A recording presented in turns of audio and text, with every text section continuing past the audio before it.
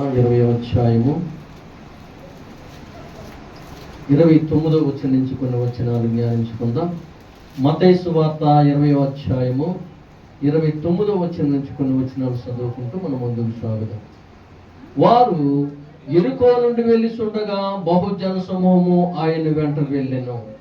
ఇదిగో త్రోవ ప్రక్కన కూర్చున్న ఇద్దరు గుడ్డివారు యేసు ఆ మార్గమును వెళ్ళిస్తున్నాడని విని, ప్రభువా, దావీదు కుమారుడా, మమ్మల్ని కరుణింపమని కేకలు వేసిరి.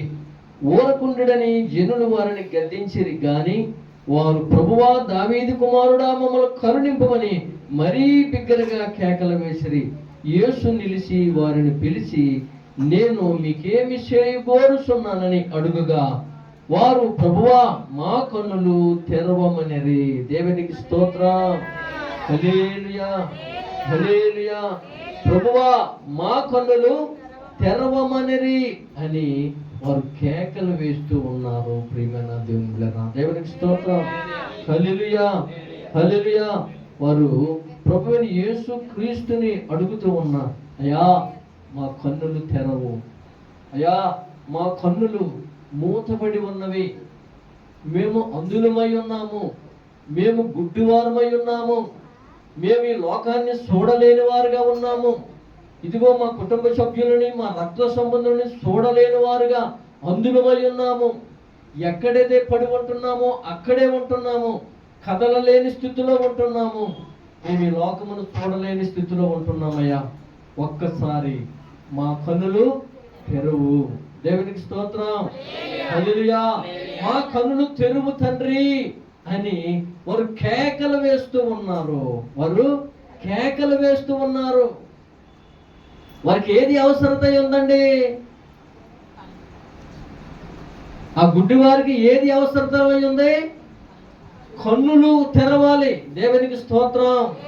వారు ధనము కొరకు ప్రయాసపడలేదు, తిండి కొరకు ప్రయాసపడలేదు, సుఖము కొరకు ప్రయాసపడలేదు, వారు మేడమిద్దుల కొరకు ప్రయాసపడలేదు, వెండి బంగారముల కొరకు వారు ప్రయాసపడలేదు. కానీ వారు అందులై ఉన్నారు కనుక, దేవా మా కన్నులు తెరవబడు తండ్రి, మా కన్నులు తెరవబడినట్లయితే మేము ఈ లోకాన్ని చూసేవారుగా ఉంటాము, ఇక్కడ ప్రజలను చూసేవారుగా ఉంటాము, నిన్ను చూసేవారుగా ఉంటాము.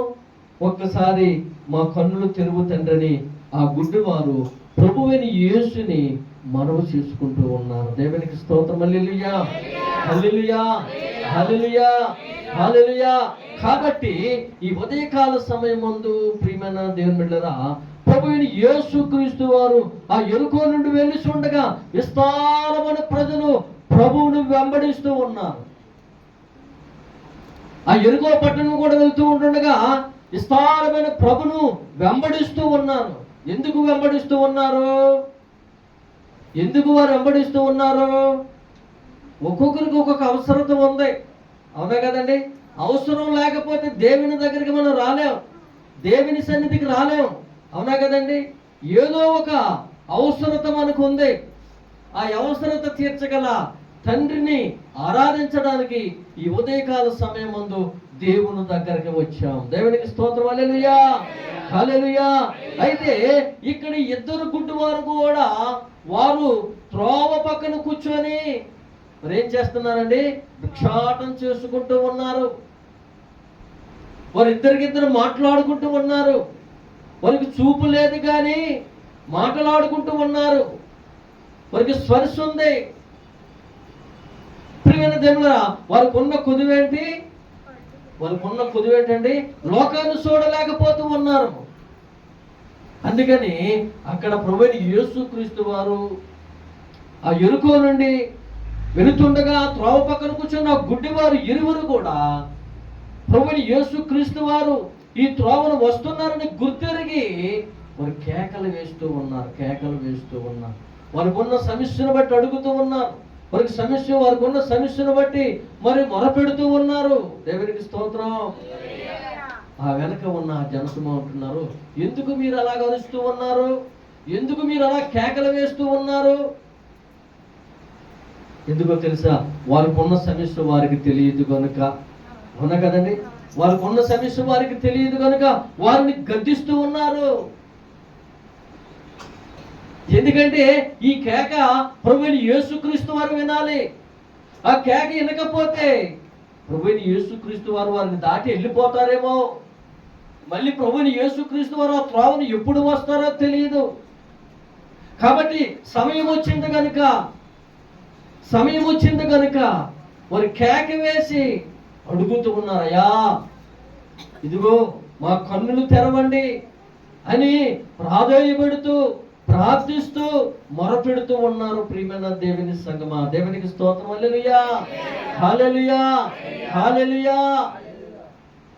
కాబట్టి ఈ ఉదయకాల సమయం ముందు దేవుడు నీకు ఇచ్చిన సమయాన్ని బట్టి, దేవా నా కన్నులు తెరవబడేటట్లు, దేవునికి స్తోత్రం. ఆ గుడ్డివారు ఏ విధంగా అయితే ఆ కన్నులు తెరవబడేని వారు బ్రతిమలాడుతూ ఉన్నారు, మొరపెడుతూ ఉన్నారు, పరిశుద్ధాత్మ దేవుని సన్నిధిలో మనము కూడా మన కళ్ళు తెరిచేటట్లు, దేవునికి స్తోత్రం. హల్లెలూయా. అయ్యా చక్కగా కనబడుతున్నాయి నా కళ్ళు, ఏంటి నా కళ్ళు తెరవమని అంటున్నారు సేవకులు అని అంటున్నారా? ఇంకా మనం అందులమై ఉన్నామేమో ఒకసారి గ్రహించిన వారుగా ఉండాలి.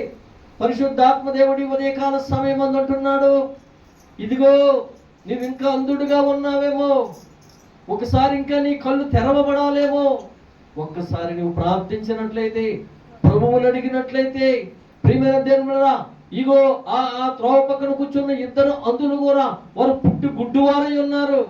మన పుట్టుకతోటి దేవుడు మంచి చూపునిచ్చినప్పటికీ కూడా మనము కూడా అంధులుగా దేవుని దృష్టిలో కనబడుతూ ఉన్నామేమో. మనుషుల దృష్టిలో మనము చూపు ఉన్నవారుగా, మంచి మరి చూపు చూస్తున్నవారుగా, మంచి కళ్ళు ఉన్నట్లుగా కనబడుతూ ఉన్నాము, కానీ దేవుని దృష్టిలో మనము గుడ్డివారుగా ఉన్నామేమో. ఎవరికి వారు మనము గ్రహించుకునే వారుగా ఉండాలి. దేవునికి స్తోత్రం. హల్లెలూయా, హల్లెలూయా, హల్లెలూయా. కాబట్టి ప్రతి ఒక్కరము కూడా ఒకసారి మనము ప్రభువైన యేసుక్రీస్తు వారిని, దేవా నా కన్నులు తెరవబడేటట్టు చేయి తండ్రి, నా కన్నులు తెరవబడేటట్టు చేయడు తండ్రి. ఈ లోకములో నేను గుడ్డివాడిగా ఉన్నానేమో, నీ దృష్టిలో నేను గుడ్డివాడిగా ఉన్నానేమో, ఒక్కసారి నా కళ్ళు తెరవండి అని గుడ్డివాడు కేకలు వేసినట్లుగా మనము కేకలు వేస్తే, ప్రియమైన దేవునులరా, మన చూపులో, మన హృదయములో, మన అంతరంగంలో, మన ఆలోచనలో దేవునికి వ్యతిరేకమైన ఏదైనా లోపం ఉందేమో, ఒక్కసారి దేవుని ఎదుట నువ్వు మొరపెట్టినట్లయితే నీకున్న ప్రతి సమస్యను యేసు నామములో విడుదల కలుగునుగాక. ఆమేన్, ఆమేన్, ఆమేన్. ఒక్కొక్కసారి మన కళ్ళు తెరవబడుతూ ఉంటాయి. ఎప్పుడు తెరవబడుతూ ఉంటాయి తెలుసా? దేవుని సన్నిధికి వచ్చినప్పుడు, దేవుని సన్నిధిలో దేవుని వాక్యం వింటూ ఉన్నప్పుడు, బలమైన వాక్యము మన హృదయాన్ని కదిలిస్తూ ఉన్నప్పుడు, దేవుని సన్నిధిలో బలముగా వాడబడుతూ ఉన్నప్పుడు మన కన్నులు తేటగా తెరవబడతాయి. దేవునికి స్తోత్రం. అప్పుడు ఏ విధంగా తెరవబడతాయి తెలుసా? అయ్యో ఇంతవరకు దేవుని సన్నిధికి వచ్చాను కానీ ప్రార్థన చేయలేకపోయాను, ఉపవాస ప్రార్థన చేయలేకపోయాను, మోకాళ్ళ ప్రార్థన చేయలేకపోయాను, ఆదివారం దేవుని సన్నిధికి రాలేకపోయాను, దేవుని సన్నిధిని వినియోగించుకోలేకపోయాను, దేవుని సన్నిధిలో పాటలు పాడలేకపోయాను, దేవుని సన్నిధిలో వాక్యము చదవలేకపోయాను, సేవకుల మాటకు విధేయత కలిగి లేకపోయాను, క్రమశిక్షణ కలిగి లేకపోయాను, దేవుని సన్నిధికి క్రమంగా లేకపోయాను.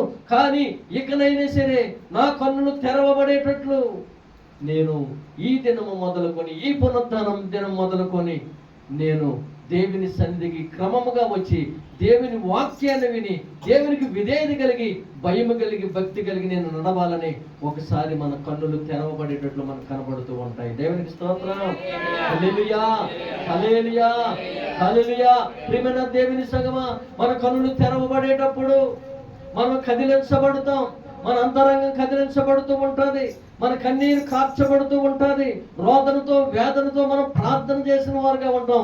ఎప్పుడైతే మళ్ళీ మనం కనులు మూతపడిపోతూ ఉంటాయో, ఎప్పుడైతే అందులైపోతామో, ప్రార్థన చేయలేమో, దేవుని సన్నిధికి రాలేమో, దేవునికి దూరంగా ఉంటామో, దేవుని వాక్యం వినలేని స్థితిలో ఉంటాము. దేవుని వాక్యం అంటే మనకి ఏ విధంగా ఉంటుందంటే, అది వినలేని స్థితిలో మనము దేవునికి దూరంగా ఉంటాం.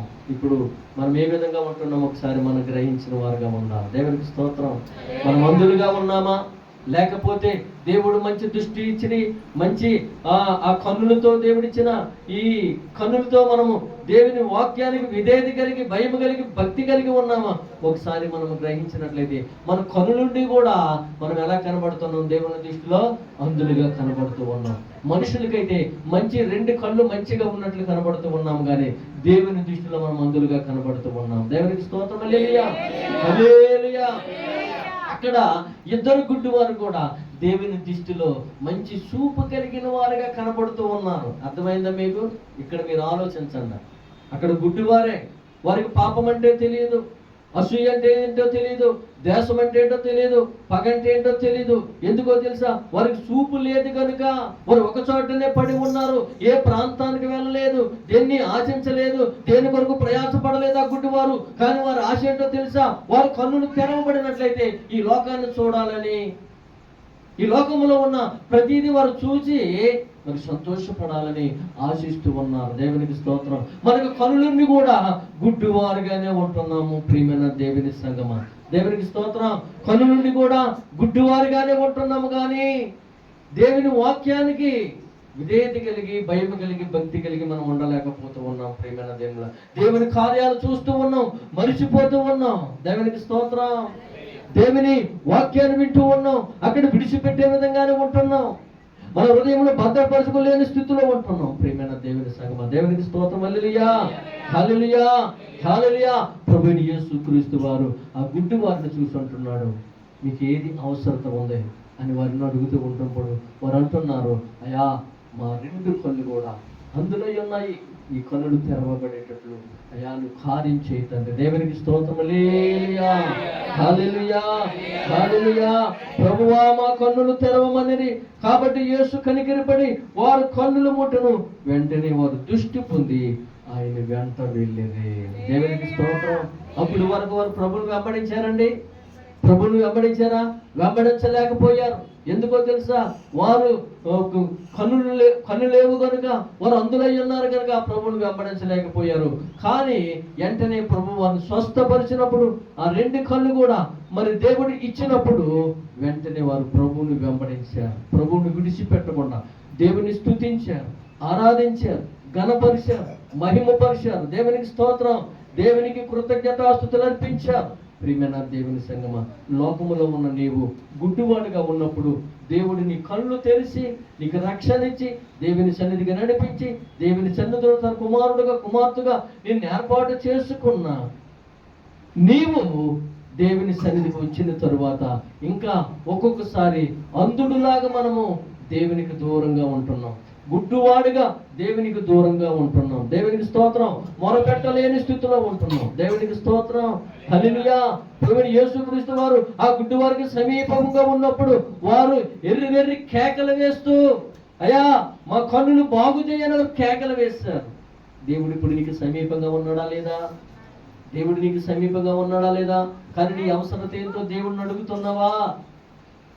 నీ అవసరత ఆ యంత్రుడు అడిగినట్లుగా, ఆ గుడ్డివాడు అడిగినట్లుగా నీవు దేవుడిని మొరపెట్టి అడుగుతున్నావా? నీ అవసరతను బట్టి.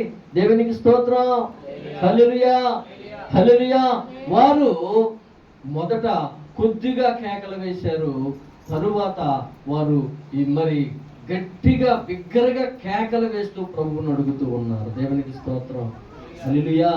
కాబట్టి ఈ ఉదయకాల సమయం ముందు ప్రియమైన దేవులారా, మీకు ఏది కొదువైతే ఉందో దానిని బట్టి నువ్వే విధంగా దేవుని అడుగుతూ ఉన్నావు, ఏ విధంగా దేవుని కార్యాలు పొందుతూ ఉన్నావు, ఏ విధంగా దేవుని చూస్తూ ఉన్నావు ఒకసారి మనం గ్రహించినట్లయితే దేవుడు ఆయన్ని కార్యమును చేయడానికి, ఆయన్ని కార్యమును సఫలపరచడానికి ఆయన సిద్ధపాటు కలిగి ఉన్నాడు. దేవునికి స్తోత్రం.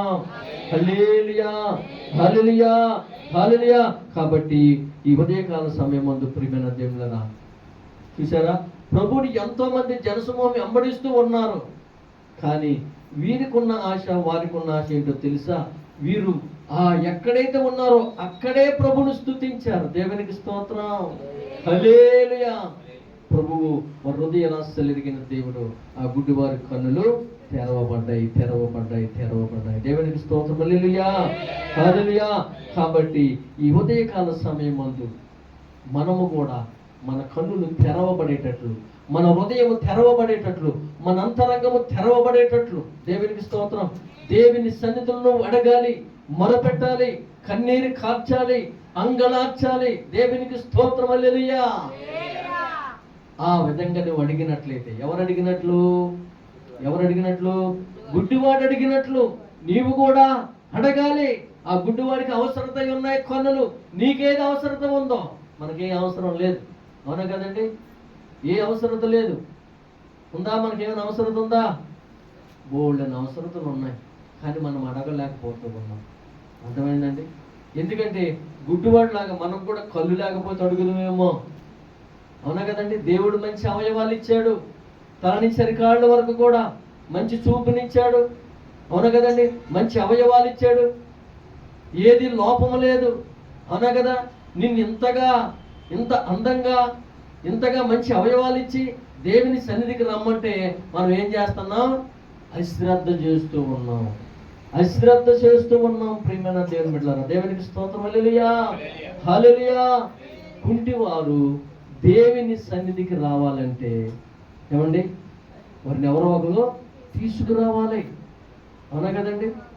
కుంటివారిని దేవుని సన్నిధికి తీసుకురావాలంటే ఎవరొకరు సహకరించాలి. గుడ్డివారు రావాలంటే ఎవరొకరు సహకరించాలి, అవునా కదండి? నువ్వు ఎక్కడికి వెళ్ళినప్పటికీ కూడా దేవుడు నీకు ఇచ్చిన ఆ అవయవాలను బట్టి నిజంగా నువ్వెంతగానో దేవుని స్తుతించాలి. దేవునికి స్తోత్రం, హల్లెలూయా, హల్లెలూయా. దేవుడు నీకు ఇచ్చిన ప్రతి అవయవమును బట్టి నువ్వు స్తుతిస్తున్నావా, గణపరుస్తూ ఉన్నావా? ప్రియమైన దేవునిలారా, దేవునికి స్తోత్రం, హల్లెలూయా, హల్లెలూయా. ఇదిగో ప్రభువా, నువ్వు ఇచ్చిన నాయన ఈ అవయవాలను బట్టి నీకు స్తోత్రాలు, నువ్వు నాకు ఇచ్చిన ఈ చూపును బట్టి నీకు స్తోత్రాలు, నువ్వు నాకు ఇచ్చిన ప్రభా ప్రతి అవయవాన్ని బట్టి నీకు స్తోత్రాలు, నువ్వు నాకు ఇచ్చిన ఈ శరీర ద్రాఢ్యను బట్టి నీకు స్తోత్రాలు, నువ్వు ఇచ్చిన బలమును బట్టి నీకు స్తోత్రాలు అని నువ్వు ప్రార్థించినట్లయితే దేవుడు ఎంతగా సంతోషిస్తాడో. దేవునికి స్తోత్రం, హల్లెలూయా, హల్లెలూయా. కాబట్టి ఈ ఉదయకాల సమయం ముందు ప్రియమైన దేవుడా, మన కళ్ళు దేని కొరకు ఇచ్చాడు? దృష్టి ఈ లోకములో దేవుని స్తుతించడానికి, దేవుని కార్యములు చూడడానికి, దేవుని మందిరముకి వెళ్ళడానికి. ప్రియమైన దేవుడా, నిజంగా మనం ఏం చేస్తున్నాం? ఈ దేవుడిచ్చిన ఈ అవయవాల ద్వారా నిజంగా దేవునికి అయిష్టమైనవి మనం చేస్తూ ఉన్నాం, అవునా కదండి? హల్లెలూయా.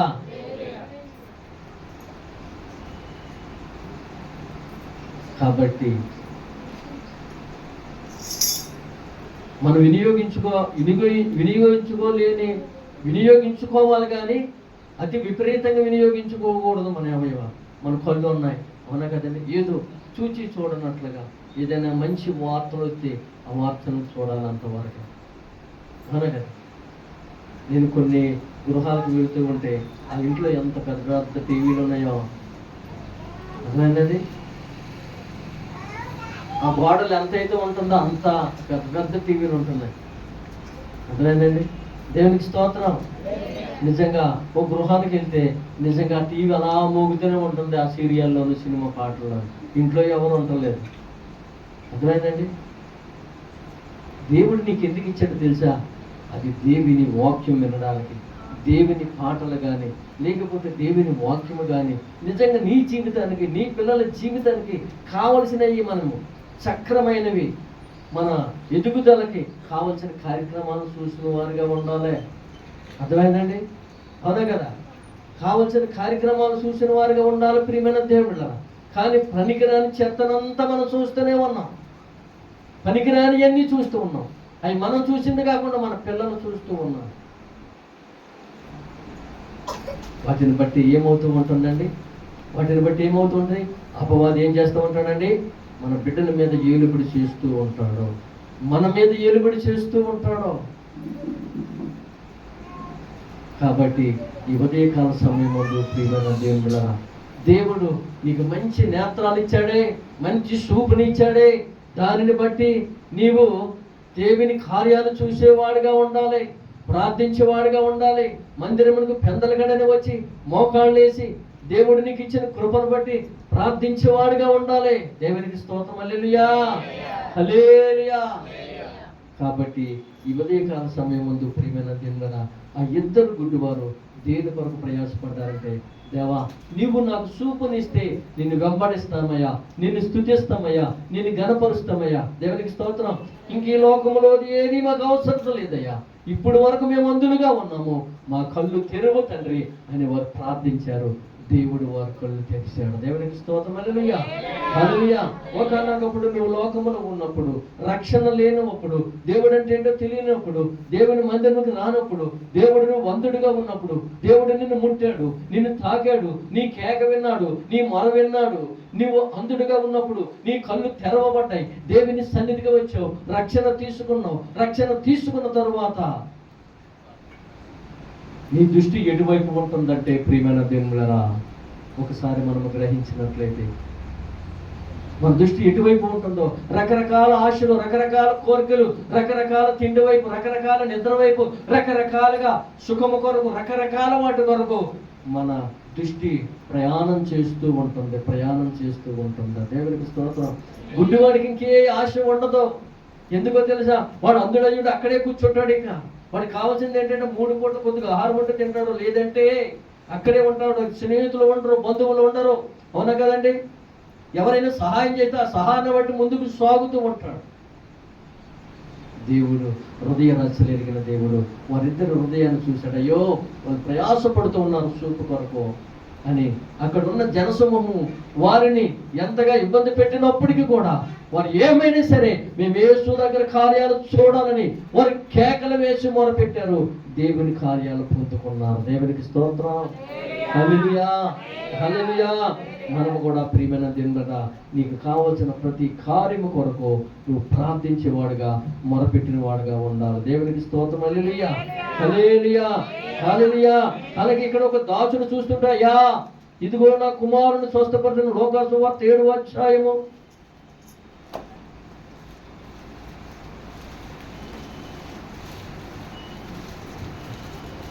లోకాసు వార్త 7వ అధ్యాయం 7వ వచనం చూసినట్లయితే, అందుచేత నీ యొద్దకు వచ్చుటకు పాత్రుడను కాను, నేను ఎంచుకొనలేదు. అయితే మాట మాత్రము సెలవిమ్ము, అప్పుడు నా దాసుడు స్వస్థపరచబడును. దేవునికి స్తోత్రం. హల్లెలూయా, హల్లెలూయా. ప్రభువుని యేసుక్రీస్తు వారండి ఒక శతాధిపతి దగ్గరకు వెళ్ళాడు. దేవునికి స్తోత్రం. హల్లెలూయా. ఒక శతాధిపతికి ప్రియమైన ఒక దాసుడు రోగి అయి సావ సిద్ధమయ్యుండును. శతాధిపతి యేసును గూర్చి విని ఆయన వచ్చి తన దాసును స్వస్థపరచవలనని ఆయన వేడుకొనుటకు యూదులు పెద్దలను ఆయన యొద్దకు పంపెను. వారు యేసునొద్దకు వచ్చి, నీ వలన ఈ మేలు పొందుటకు అతడు యోగ్యుడు. దేవునికి స్తోత్రం. హల్లెలూయా, హల్లెలూయా. శతాధిపతి ప్రభువుని యేసు దగ్గరకు వచ్చి, ఇదిగో నా సహోదరుడు ఇగో రోగముతో ఉన్నాడు, సమస్య మధ్య ఉన్నాడు, వేదన మధ్య ఉన్నాడు, ప్రభువుని యేసు దగ్గరకు వచ్చి అంటున్నాడు, అందుచేత నీ యొద్దకు వచ్చుటకు పాత్రుడనని నేను ఎంచుకొనలేదు. దేవునికి స్తోత్రం. నీ దగ్గరకు నేను వచ్చి అడగడానికి నేను పాత్రను కాను. ఎందుకో తెలుసా? ఆ శతాధిపతి నిజంగా అనేక మందికి అధికారగలని ఆ శతాధిపతి అంటున్నాడు, ఇదిగో నేను పాపములో నిండి ఉన్నాను, ఇదిగో నేను అనేకమైన దోషముతో నిండి ఉన్నాను, ఇదిగో నా పితరులు చేసిన దోషముతో నేను కప్పబడి ఉన్నాను, ఇదిగో నేను అనేకమైన బంధకాల మధ్య లోకములు ఉన్నాను, ఇదిగో నీ దగ్గరికి ఓరాడానికి నేను పాత్రుడిని కాదు. ఎందుకంటే నువ్వు పరిశుద్ధుడివి, నువ్వు నీతిమంతుడివి, నువ్వు మహిమగల దేవుడివి, నువ్వు దైవ కుమారుడివై ఉన్నావు. దేవునికి స్తోత్రం. నేను మానవ మాత్రుడైన పాపముతో కూడిన వాడుగా ఉన్నాను. కాబట్టి నా దాసుని స్వస్థపరచడానికి ఇదిగో నీ దగ్గరికి నేను వచ్చి ఉన్నానని ప్రభువు యేసుక్రీస్తు దగ్గరికి ఆ శతాధిపతి వచ్చి ఆయన అడుగుతూ ఉన్నాడు. పాత్రుడని నేను ఎంచుకోనలేదు, అయితే మాట మాత్రం సెలవేమో, అప్పుడు నా దాసుడు స్వస్థపరచబడను. దేవునికి స్తోత్రం.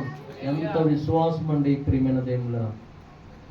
ఒక అధికారి అయ్యుండి, ఒక శతాధిపతి అయ్యుండి నిజంగా ప్రభుని యేసు దగ్గరికి వచ్చి అంటున్నాడు, అయ్యా నీ దగ్గరకు వచ్చి నేను అడుగుదాకా మాకు ఎటువంటి అధికారం లేదు, మేము బలహీనులమై ఉన్నాము. లోకములో అయితే మేము అధికారులమే, రాజులమే, కానీ మేము బలహీనులమై ఉన్నాము.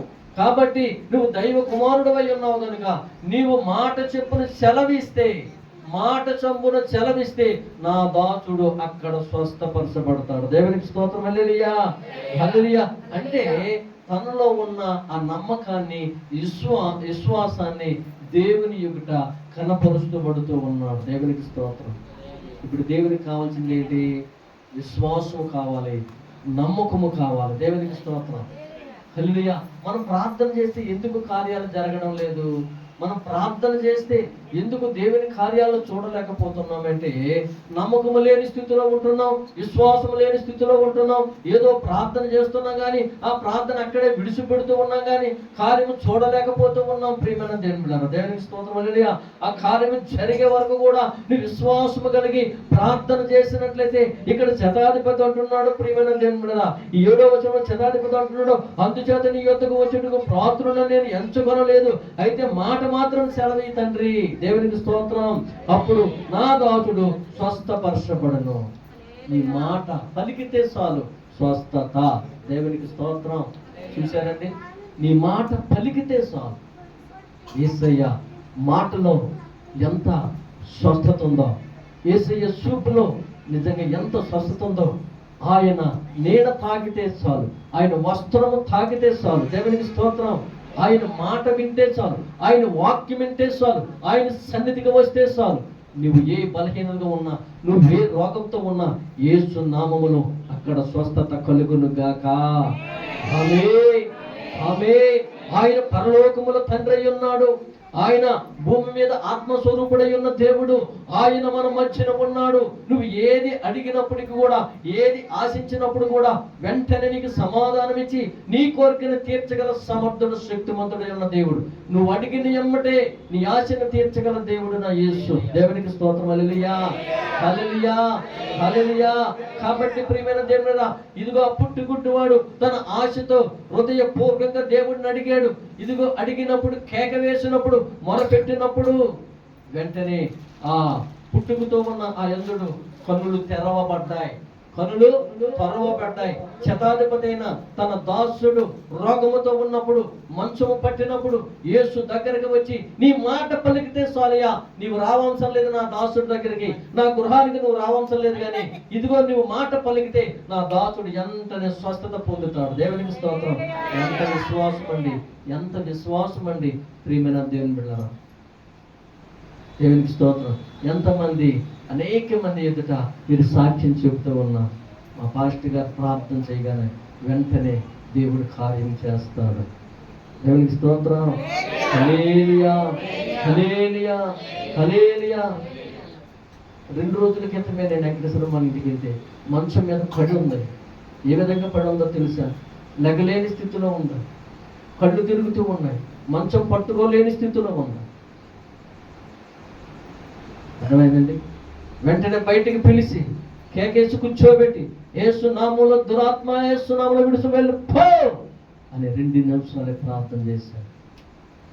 వెంటనే మళ్ళీ నువ్వు ఆదివారం దేవుని సన్నిధికి వస్తావు, యేసు నామములో నీకున్న బలహీనత ఇప్పుడే విడిచి వెళ్ళిపోతుంది అని ప్రార్థన చేయగానే, ఏ రోజున వచ్చినామో మీ ఇంటికి? చూసారండి, శుక్రవారం మధ్యలో శనివారం. ఆ రోజున ఏ విధంగా ఉందో తెలుసా? ఎంతమంది డాక్టర్లు వచ్చినప్పటికీ కూడా అది ఇటువంటి కార్యం జరగని స్థితిలో ఉంది. ఎందుకు తెలుసా? అది ఎటువంటి మెడిసిన్ వల్ల కానీ, డాక్టర్ వల్ల కానీ జరిగేది కాదు, కానీ యేసు నామము పేరిట కార్యములు జరుగునుగాక. ఆమేన్, ఆమేన్. ఆమె పనిలో ఎక్కడికి వెళ్ళిందో, ఎక్కడ కూర్చోయిందో అది కూడా చెప్పి, అమ్మా నేను ఒక దురాత్మ వెంటాడింది, ఆ దురాత్మ నీ మీద ఉంది, అది విడిచి వెళ్ళిపోతుంది యేసు నామములో అని ప్రార్థన చేయగానే విడిచి వెళ్ళిపోయి ఈ రోజున దేవుని సన్నిధికి వచ్చి సాక్ష్యం చెప్పింది. మధ్యలో శనివారం, అప్పటికి వారం రోజుల నుంచి పడక మీద నలిగిపోతూ ఉంటుంది. ఎన్నో మెడిసిన్ వాడినప్పటికీ కూడా నిజంగా లేవలేని స్థితిలో ఉన్నాయి. ప్రియమైన దేవుని. ఒకరోజు వెళ్ళాను, ఎవరూ లేరు సహకరించేవారు, వచ్చేసాను. రెండో రోజున వెళ్ళారు. దేవునికి స్తోత్రం, హల్లెలూయా. సేవకుడు ఏ విధంగా ఉండాలో తెలుసా? ప్రయాసపడాల సంఘము కొరకు. అమ్మా నేను వచ్చాను, ఎవరు లేరు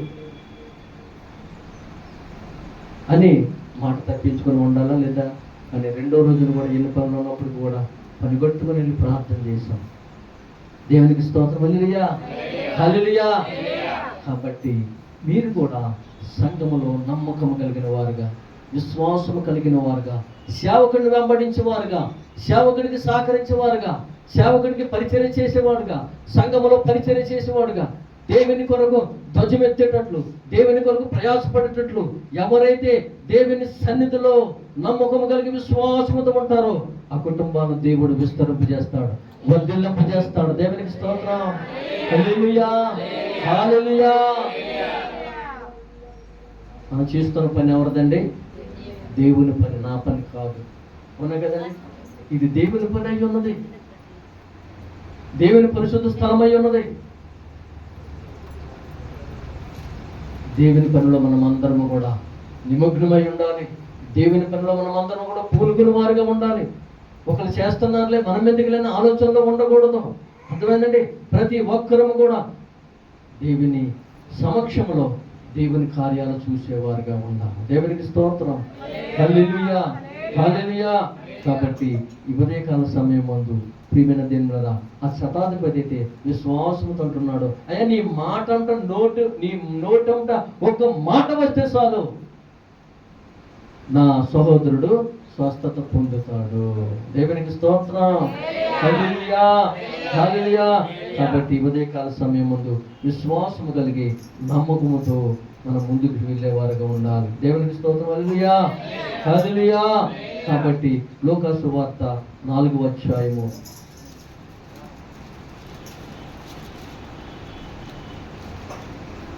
17వ వచనం చూద్దాం. లూకా సువార్త. ప్రవక్త అయిన యెషయా గ్రంథం ఆయన చేతికి ఇచ్చబడెను.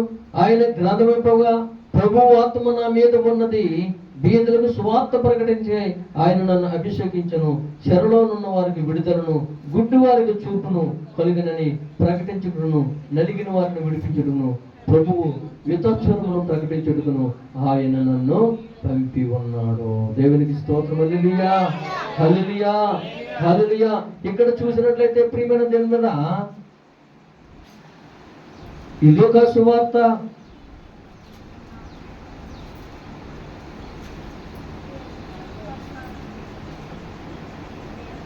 లూకా సువార్త 17వ అధ్యాయం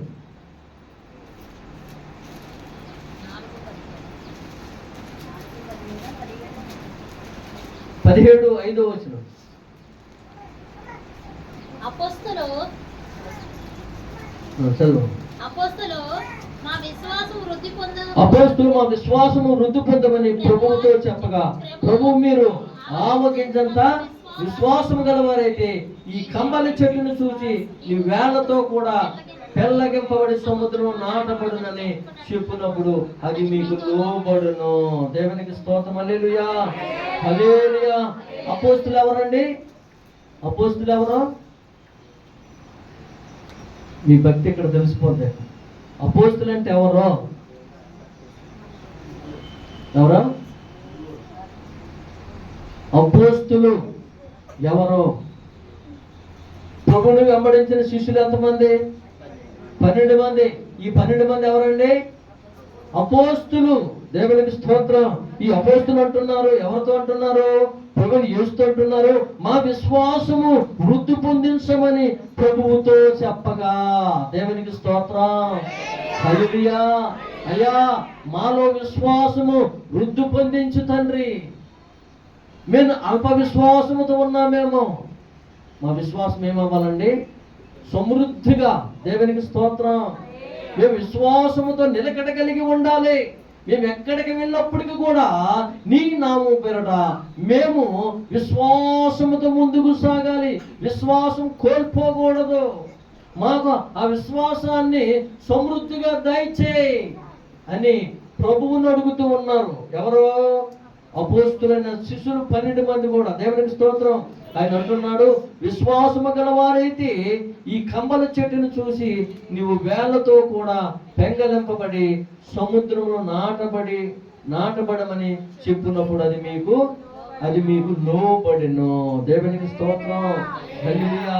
ఆయన అంటున్నాడు 6వ వచనంలో, ప్రభు మీరు ఆవగింజంత విశ్వాసము కలిగినట్లయితే, దేవునికి స్తోత్రం. ఆవగింజ ఎంత ఉంటుందండి? ఆవగింజ ఎంత ఉంటుంది? కంటికి కనబడలేని స్థితిలో ఉంటుంది. దేవుడు అంటున్నాడు, యేసయ్య అంటున్నాడు, ఆవగింజంత విశ్వాసము నీకుంటే, దేవునికి స్తోత్రం, హల్లెలూయా, ఆవగింజంత విశ్వాసము నీకుంటే ఈ కంబలి చెట్టును చూసి నీవు వేళ్లతో కూడా పెళ్ళగింపబడి సముద్రంలో నాటబడమని చెప్పినప్పుడు అది మీకు లోబడిను.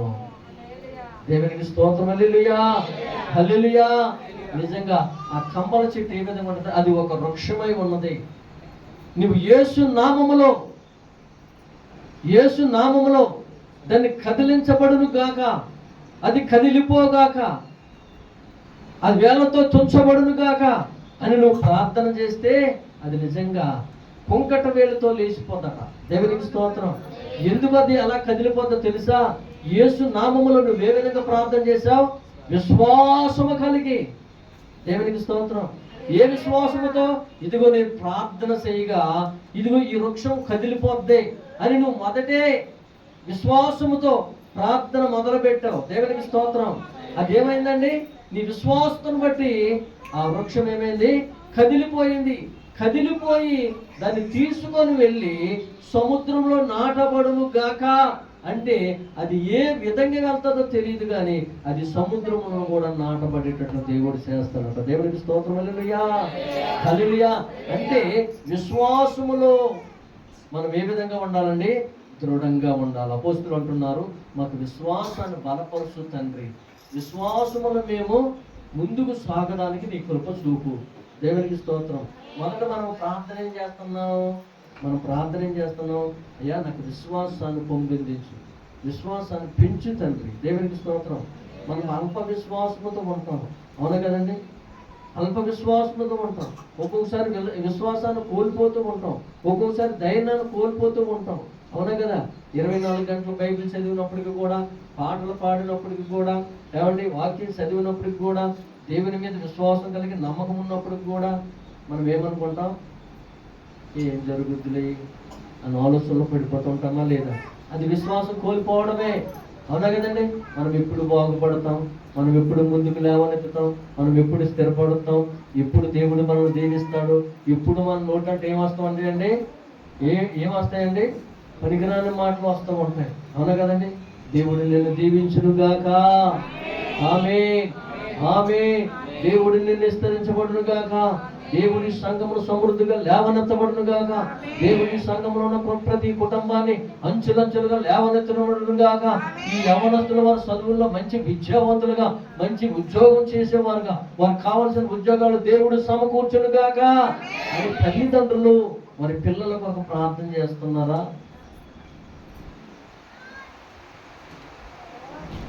ప్రియమైన దేవుడా, మనమే విశ్వాసం కోల్పోతే ఇంకా మన కార్యాలు ఏం చూస్తాం ఇక్కడ? అందుకని ఈ అపోస్తలులైన శిష్యులు అంటున్నారు, అయ్యా మేము ఎప్పుడు కూడా ఈ లోకంలో విశ్వాసాన్ని కోల్పోకూడదు, బలమైన విశ్వాసంతో నిలబడాలి. మేము అలాగే నిలబడితే దేవుడు అంటున్నాడు, ఈ లోకంలో మీరు సాధించలేనిది ఏదీ లేదు, మీరు అనేకమైన కార్యాలు చూస్తారు. దేవునికి స్తోత్రం, హల్లెలూయా.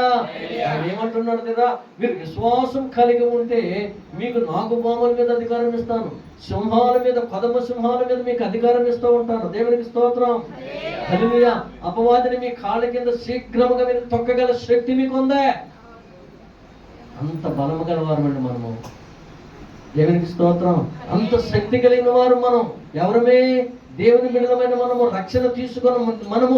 దేవుడు మనకు అంత అధికారం ఇచ్చాడు, నాగుపాముల మీద అధికారం ఇచ్చాడంట. దేవునికి స్తోత్రం. ఆయన అంటున్నాడు కదా, ఇదిగో మీరు నాగుపాములను అనగదొక్కెదరు, మీరు సింహములను భుజంగములను అనగదొక్కెదరు. ఏమండి? సింహములు, భుజంగములు ఈ ఏ విధంగా ఉంటాయో తెలుసా? ఇవి భయంకరమైన మృగాలు, అవునా కదండి? అవి కూడా మనకేం చేస్తాయి ఏంటండి? శిరస్సు వంచేస్తాయంట. నువ్వు ఎప్పుడు విశ్వాసముతో ఉంటే, దేవుని యందు భయం కలిగి, భక్తి కలిగి, శ్రద్ధ కలిగి, విశ్వాసంతో ప్రార్థన చేస్తానంట, అవి నీ దగ్గరకు వచ్చి ఏం చేస్తాయండి, తల వచ్చేసి తోకాడిస్తూ ఉంటాయంట. దానియేలు దగ్గరికి ఏమి చేయండి, దానియేలును సింహంలో వేసారా లేదండి? కానీ భయపడితే వెళ్ళాడా? భయపడితే వెళ్ళాడా? విశ్వాసం కలిగి, ధైర్యం కలిగి ఆ సింహంలోకి ఆయన సంతోషంతో పాటలు పాడుకుంటూ ప్రార్థన చేసుకుంటూ వెళ్తూ ఉంటే ఆ బోనులో ఉన్న ఆ సింహాలంటే ఏం చేస్తున్నాయండి, అవి దావీదు ఎదుట సాష్టికి నమస్కారం చేసి తోకాడిస్తూ తల వచ్చాయంట. అవి ఆకలితో ఉన్న సింహాలు, అవి భయంకరమైన మృగాలయ్యి వెంటనే ఏం చేస్తాయండి, ఒక్క పట్టు పట్టేయండి, పట్టుకుని వీడ్చుకెళ్ళిపోతాయి. అటువంటి పరిస్థితుల్లో దానియేలుని సింహం బోన్లో వెయ్యగానే ఏం చేసేయండి, అలాగా దావీదుకి వంగి ఉన్నాయంట. దావీదుకి సాష్టాంగ నమస్కారం చేస్తున్నాయంట. అయ్యా, నువ్వు దేవుని సేవకుడివై ఉన్నావు, నువ్వు దేవుని బిడ్డవై ఉన్నావు. నిన్ను కానీ మేము మింగినట్లయితే, నిన్ను మేము తిన్నట్లయితే మా యందు చూస్తాడు దైవ కుమారుడు. దేవునికి స్తోత్రం. హల్లెలూయా. అక్కడ ఉన్న రాజులు అందరూ చూసి ఆశ్చర్యపోతూ ఉన్నారంట. దానియేలు ఆరాధిస్తున్న దేవుడు ఎంత గొప్ప దేవుడో, ఎంత శక్తి గల దేవుడో, ఎంత మహిమ గల దేవుడో. దేవునికి స్తోత్రం. హల్లెలూయా. చేతులెత్తి దేవునికి స్తోత్రాలు చెప్పండి. నీ కార్యాలను బట్టి ఎంతమంది ఆశ్చర్యపోతూ ఉన్నారు, నీ కార్యాలను చూసి ఎంతమంది ఆశ్చర్యపోతూ ఉన్నారు. ఇగో రక్షణ తీసుకొని 2 సంవత్సరాలు అవ్వలేదండి, అవి క్రమశిక్షణ మారిపోయింది, ఆమె ఆలోచన మారిపోయింది, ఆమె తలంపులు మారిపోయి, ఆమె బుద్ధి మారిపోయింది, ఆమె చూపు మారిపోయి, ఆమె నడక మారిపోయిందండి. రక్షణ తీసుకున్న తర్వాత దేవుని సన్నిధికి వెళ్ళి నిజంగా ఆమె ఆ దేవుని వాక్యములు స్థిరపడింది, నిలబడింది. తన కుటుంబం ఎంతో మంచిగా క్షేమంగా ఉన్నారు, ఎంతో క్రమశిక్షణ కలిగి ఉన్నారు, దేవునికి విధేయత కలిగి ఉన్నారు. వారిని మనం చూసి నేర్చుకున్న వారుగా ఉండాలి. దేవునికి స్తోత్రం. హల్లెలూయా. హల్లెలూయా. హల్లెలూయా. ఎప్పుడు ఏదో పోగొట్టుకున్న వారిలాగా ముఖము, అవునండి, మన అవయవాలన్నీ కూడా చేదరించుకొని రకరకాలుగా ఏ విధంగా ఉంటామండి. లోకములో ఉన్నవారు చూస్తూ ఉంటే వీళ్ళు దేవుని బిడ్డలా, దెయ్యాల బిడ్డలా వీళ్ళు, అవునా కదండి? దెయ్యం బిడ్డలు ఎలా ఉంటారండి, వికారంగా ఉంటారు, అనాలోచనతో ఉంటారు, మతిమరుపు గల వారితో ఉన్నట్టుగా ఉంటారు. ఎప్పుడు కూడా మనం హుషారు కలిగి ఉండాలి, ధైర్యం కలిగి ఉండాలి, విశ్వాసం కలిగి ఉండాలి. నీకేది ఉన్నావు లేకపోయినప్పటికీ కూడా ఎదుటివారు చూసేటప్పుడు నిజంగా ఈమెలో ఒక మార్పు కనబడుతుందండి, ఈమెలో ఇంత సంతోషం కనబడుతుందండి, ఈమెలో ఇంత ఆనందం కనబడుతూ ఉంటుందండి అని ఎదుటివారు గ్రహించాలి. దేవునికి స్తోత్రం. అప్పుడు యేసయ్య నామం మహిమపరచబడుతూ ఉంటుంది. దేవునికి స్తోత్రం. దానియేలు సింహంలో పడేసినప్పుడు ప్రియమైన దేవుడా, అక్కడ ఉన్న అధికారులు, రాజులు చూసి ఆశ్చర్యపోయి దేవుని నామం మహిమపరచబడింది. దేవునికి స్తోత్రం. హల్లెలూయా. హల్లెలూయా. హల్లెలూయా. ప్రియమైన దేవుడా, మనల్ని కూడా చూసిన వారందరూ, లోకంలో ఉన్నారందరూ కూడా నిజంగా ఈ యేసయ్య బిడ్డలై ఉన్నారు. నిజంగా వీరు ఎంత సంతోషంగా ఉన్నారంటే, ఎంత దీవెనకరంగా ఉన్నారంటే, ఎంత సమృద్ధిగా ఉన్నారంటే, ఎంత అందంగా ఉన్నారంటే, ఎంత క్రమశిక్షణ కలిగి ఉన్నారంటే, ఇలా దేవుడు జీవగల దేవుడై ఉన్నాడు, ఇలా దేవుడు మహిమ గల దేవుడై ఉన్నాడు, ఈ దేవుడే సర్వాధికారుడై ఉన్నారని అన్య జనాంగం ఎదుట నీ నామం, దేవుని నామం మహిమ పరిచే విధంగా మనం ముందుకు సాగేవారుగా ఉండాలి. దేవునికి స్తోత్రం. హల్లెలూయా. హల్లెలూయా. హల్లెలూయా. ప్రియమైన దేవుడరా, విశ్వాసము కోల్పోకూడదు. విశ్వాసం ఎప్పుడు కూడా కోల్పోకుండా నమ్మకము కలిగి విశ్వాసముతో ప్రార్థన చేయి. దేవునికి స్తోత్రం. నీ లోకంలో నీ బంధువులు ఎదుట నీకు ఘనత లేనప్పటికీ, విలువ లేనప్పటికీ నీవు దేవుడిని విడిచిపెట్టద్దు. అర్థమైందండి? ఎప్పుడైతే దేవుళ్ళు స్థిరపడతావో అప్పుడే నీకు విలువ ఉండదో, నీకు ఘనత ఉండదో. అర్థమైందండి? నీకు చిన్న చిన్న శ్రమలు వస్తాయి, బాధలు వస్తాయి, కష్టాలు వస్తాయి, వాటిని బట్టి నీవేమే దిగిలి పొందొద్దు. దేవునికి స్తోత్రం. నీవు దేవుని వైపే చూడు, మనుషుల వైపు చూడొద్దు, నీ స్నేహితుల వైపు చూడొద్దు, ఇదిగో నీ బంధువుల వైపు చూడొద్దు, దేవుని వైపు చూడు. దేవునికి స్తోత్రం. నా దేవుడు నాకు తోడుగా ఉన్నాడు, నా దేవుడు నాకు ఆదరణకర్తగా ఉన్నాడు, నా దేవుడు నాకుంటే చాలు. నువ్వు ఉంటే ఎంత, లేకపోతే ఎంత, నువ్వు ఇస్తే ఎంత, నువ్వు ఇవ్వకపోతే ఎంత అని నువ్వు ధైర్యము కలిగి, విశ్వాసము కలిగి, నమ్మకం కలిగి నీ వ్యాపారంలో, నీ చేతి పనిలో, నీ ఉద్యోగాల్లో, నీ ప్రయాణంలో, నీ బిడ్డల విషయంలో, నీకు కావాల్సిన ప్రతి అవసరత విషయంలో పరిశుద్ధాత్మ దేవుడు నీకు ఉండగా నీకే కొదువు ఉండదు. ప్రియమైన దేవుని సంగమా, హల్లెలూయా, హల్లెలూయా, హల్లెలూయా, హల్లెలూయా, హల్లెలూయా.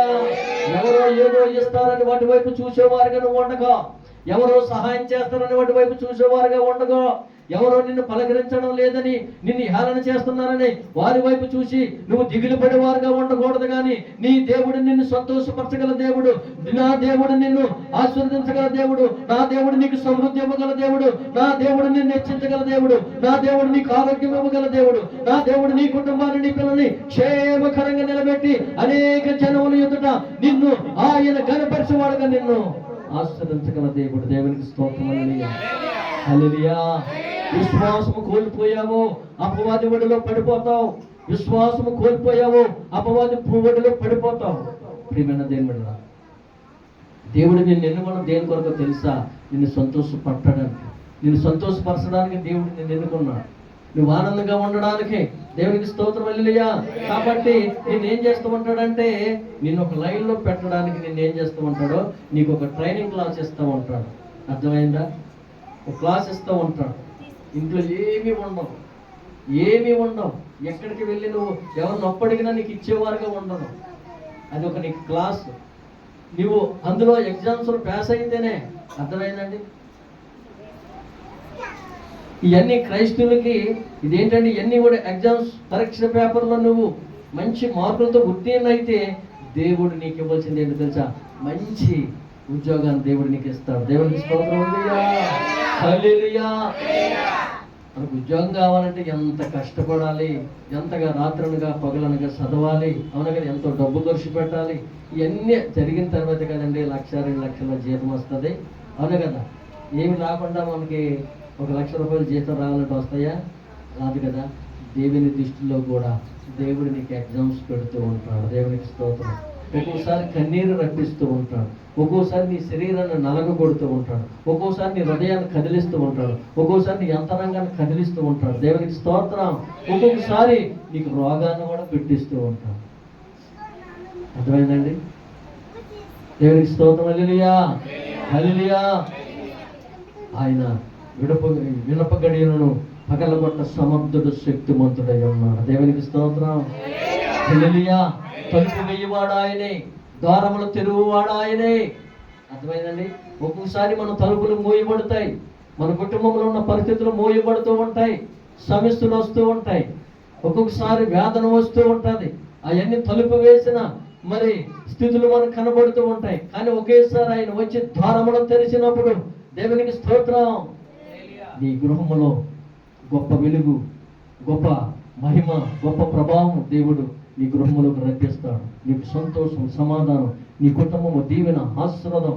దేవునికి స్తోత్రం. హల్లెలూయా. ఎక్కడ లేని దీవెన దేవుడు నీకు కుమ్మరిస్తూ ఉంటాడు. ఎప్పుడో తెలుసా? నీవు శ్రమల గుండా నడుస్తూ ఉన్నప్పుడు విశ్వాసం కోల్పోకుండా ముందుకు సాగుతూ ఉన్నప్పుడు. దేవునికి స్తోత్రం. హల్లెలూయా, హల్లెలూయా. కాబట్టి ప్రియమైన దేవుడా, విశ్వాసం కలిగి ఉండాలి. అలాగే నీవు నీ కళ్ళు తెరవబడమని ప్రభువుని అడగాలి. అలాగే నమ్మకము కలిగి ముందుకు సాగిన వారుగా ఉండాలి. దేవునికి స్తోత్రం. హల్లెలూయా. మార్కు సువార్త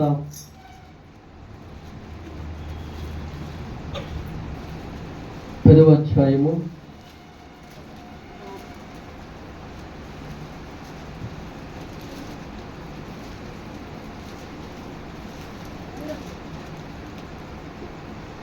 10వ అధ్యాయము 35వ వచనం చూద్దాం.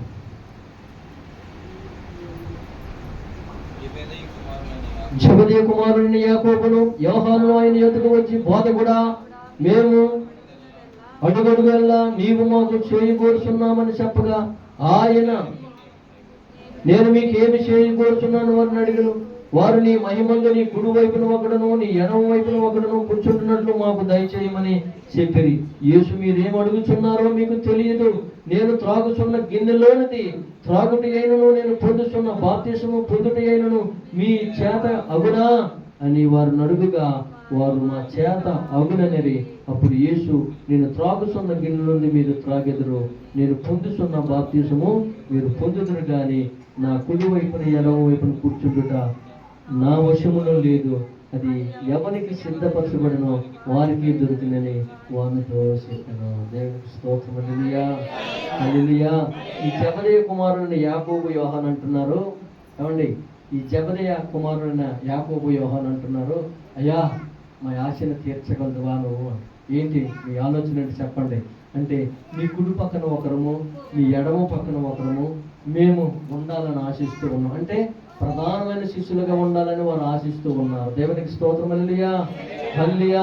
తన గురువు గారి ఎదుట ఆ శిష్యుల్లో ఇద్దరు ప్రధాన శిష్యులుగా వారిద్దరు ఉండాలని ఆశిస్తూ ఉన్నప్పుడు అక్కడ ప్రభుని యేసుక్రీస్తు వారు అంటున్నారు, మీరేమి అడుగుతున్నారో మీకు తెలియని స్థితిలో ఉంటున్నారు మీరు. ఇదిగో మీ ఆలోచన చెప్పున మీ ఆశను చొప్పున అది జరిగేది కాదు కానీ, మీ ఆలోచన మీ తలంపులు చొప్పున అది జరిగేది కాదు కానీ, ఇదిగో నా కుడి పక్కన ఎడమ పక్కన కుడి పక్కన ఎవరైతే ఉండాలనుకుంటున్నారో అది నా వలన కూడా జరిగేది కాదు, అది తండ్రి చిత్తమై ఉన్నది. దేవునికి స్తోత్రం. హల్లెలూయా, హల్లెలూయా. పరలోకమందున్న తండ్రి చిత్తమై ఉన్నది. తండ్రిని ప్రభువు అడుగుతూ ఉంటాడు. అడుగుతూ ఉన్నప్పుడు అది జరగవలసిన కార్యము ఆయన జరిగిస్తూ ఉంటాడు. ఎందుకో తెలుసా? ఇప్పుడు ఎడమ పక్కన కుడి పక్కన ఎవరున్నారండి? ప్రభుని యేసు సిలువలో ఉన్నప్పుడు బందిపోటు దొంగలు ఇద్దరు ఉన్నారు.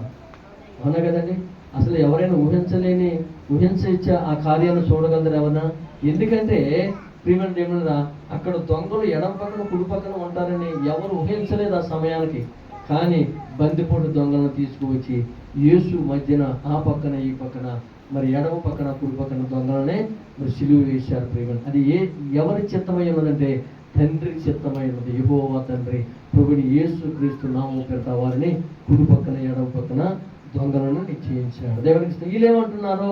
నీ కుడి పక్కన ఎడమ పక్కన మేము ప్రధాన శిష్యులుగా ఉండాలి, నిన్ను విడిచిపెట్టకుండా నువ్వెక్కడ ఉన్నప్పటికీ కూడా నీతో మేము ఉండాలి అని వీరు స్వార్థపరమైన ప్రార్థన చేస్తూ ఉన్నారు. అప్పుడు ప్రభువైన యేసుక్రీస్తు వారు ఏమంటున్నారంటే, అది తండ్రి చిత్తమై ఉన్నది, అది నా వలన కూడా జరిగేది కాదు. ఏదో మీరు నా శిష్యులై ఉన్నారు, నన్ను వెంబడిస్తూ ఉన్నారు, మీరేదో మరి గురువు గారిని కదని మీరు ఆశించి ఎడమ పక్కన కుడి పక్కన మీరు ప్రధాన శిష్యులుగా ఉండాలంటే అది నా వలన జరిగేది కాదు కానీ పరలోకమందున్న తండ్రి వల్ల జరగాలి. దేవునికి స్తోత్రం. హల్లెలూయా, హల్లెలూయా. ఎందుకో తెలుసా? ఎడమ పక్కన కుడి పక్కన ఇద్దరు బందిపోటు దొంగలు ఉన్నప్పుడు అందులో ఒకరు రక్షించబడ్డారు. వారికి యేసయ్య అంటే ఏంటో తెలియదు, దేవుడు అంటే ఏంటో తెలియదు. అర్థమైందండి? వారు యేసయ్య సిలువ ప్రక్కన ఉన్నప్పుడు యేసు దైవ కుమారుడని, ఏ పాపము లేనివాడని, ఏ దోషము లేనివాడని, ఆయన దేవుని కుమారుడని ఆ దొంగలు అప్పటికప్పుడే గ్రహించి తెలుసుకున్నారు దేవుడిని. వారి రక్షణ నీళ్ళలో బాప్తిసం పొందకపోయినా వారి హృదయాన్ని మార్చింది, వారి అంతరంగాన్ని మార్చుకున్నారు, వారి ఆలోచన మార్చుకున్న దేవా ఇదిగో నువ్వు దైవ కుమారుడు అయి ఉన్నావు కదా, ఇక నువ్వు రక్షించుకొని మమ్మల్ని కూడా రక్షించు అని అంటూ ఉన్నారు. అర్థమైందా? అప్పుడు కూడా తండ్రి ఏమంటున్నాడు కదా, అది తండ్రి చిత్తమై ఉన్నది. దేవునికి స్తోత్రం. హల్లెలూయా, హల్లెలూయా. అయితే అందులో పక్కన ఉన్న దొంగ అంటున్నాడు, అయ్యా ఈ పరలోక రాజ్యములో నాకు స్థానాన్ని దయచేయి. దేవునికి స్తోత్రం. అంటే అప్పుడు వరకు దొంగతనాలు చేసిన వాడు, లోకంలో ఉన్నవాడు, అంధుడై ఉన్నవాడు, పాపములో ఉన్నవాడు, పాపములో కూరుకుపోయిన ఆ బందిపోటు దొంగ వెంటనే మారు మనసు పొంది, అయ్యా మేము చేసిందంత ఈ లోకంలో పాపపు పనులు, పాపపు ఆలోచనలు, పాపపు తలంపులతో అనేక మందిని మరి ఇవి ఇబ్బంది పెట్టాము, అనేక మందిని హింసించాము, కానీ ఈ పరలోక రాజ్యంలో మాకు స్థానాన్ని దయచేయండి, మేము నరకంలో పడిపోకుండా. అర్థమైందండి? ఇప్పుడు ఎవరికి వచ్చింది ఆ పరలోక రాజ్యం? బందిపోటు దొంగకు వచ్చింది. దేవునికి స్తోత్రం. హల్లెలూయా. ఒకప్పుడు మనము కూడా బందిపోటు దొంగలు లాంటి వారమైనా, అవునా కదండి? మేము బందిపోటు దొంగలు లాంటి వారమండి అన్నవాడు పాస్టర్ గారు ఏంటంటే మేము బందిపోటు దొంగలమా? మమ్మల్ని వాళ్ళతో పోలుస్తూ ఉన్నారా? వాళ్ళకన్నా మనం ఇంకా దారుణమైన వారమని. అవునా కదండి? అవునా కదా? దేవునికి స్తోత్రం. యేసు దగ్గరకు వచ్చాక మన మనసు మారింది, మన ఆలోచన మారింది. అవును కదండి? మన నడక మారింది. నిజంగా ఎవరైనా ఏదైనా అనాలంటే బాధపడుతూ ఉంటాం. ఇంతకుముందే అయితే వారు అనకముందే మనం 4 మాటలు అనేవారు. వారు తిరగబడతానం చేయకముందే మనం 2 దెబ్బలు వేసేవారు. అవునా కదండి? కుటుంబాల్లో చిచ్చులు పెట్టేవాళ్ళం, కలహాలు పెట్టేవాళ్ళం, గొడవలు పెట్టేవాళ్ళం, అల్లరి చేసేవాళ్ళం. అవునా కదండి? కొంపలు కూల్చేవాళ్ళం. అవన్నీ కూడా బందిపోటు దొంగ చేసిన పనులు కదండి. అవునా కదా? అవునా కదండి? కాబట్టి ఆ స్థితి నుంచి దేవుడు నిన్ను ఏ స్థితికి తీసుకొచ్చాడండి? దేవునికి స్తోత్రం. హల్లెలూయా. దైవ కుమారుడైన ఆ తండ్రి కుడిపార్శ్వమున కూర్చునే స్థితికి నిన్ను తీసుకువచ్చాడే. దేవునికి స్తోత్రం. ఇంత భాగ్యం ఇచ్చాడు దేవుడు నీకు, ఇంత భాగ్యం ఇచ్చాడు ప్రియమైన దేవుని బిడ్డలారా. దేవునికి స్తోత్రం. హల్లెలూయా. హల్లెలూయా. కాబట్టి ఈ ఉదయకాల సమయం ముందు ప్రియమైన దేవుని బిడ్డలారా, మన విశ్వాసం కోల్పోకుండా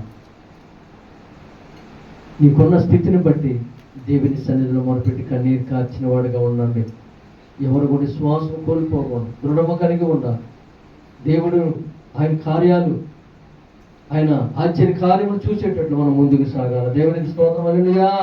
హల్లెలూయా. లోక సువార్త 24:29 చూస్తే, ప్రభువా మాతో కూడా నీ ఉండము. 24 లోక సువార్త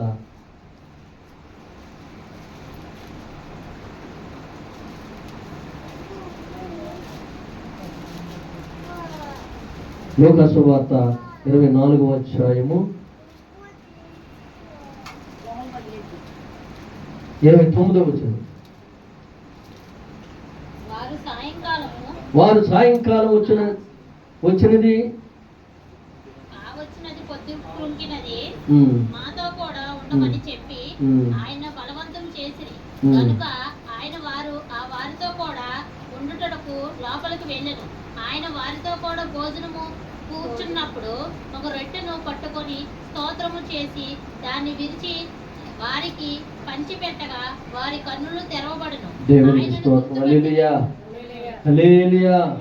ఇక్కడ చూసారండి 29 చూసినట్లయితే, 28 చూసినట్లయితే, ఇంతలో తాము వెలుసున్న గ్రామం దగ్గరకు వచ్చినప్పుడు ఆయన ఇంకా కొంత దూరం వెళ్ళినట్లుగా అగపడగా వారు సాయంకాలం కావచ్చినది, ప్రొద్దుగుంకున్నది, మాతో కూడా ఉండమని చెప్పి ఆయన బలవంతము చేశారు గనుక ఆయన వారితో కూడా ఉండటకు లోపలికి వెళ్ళెను.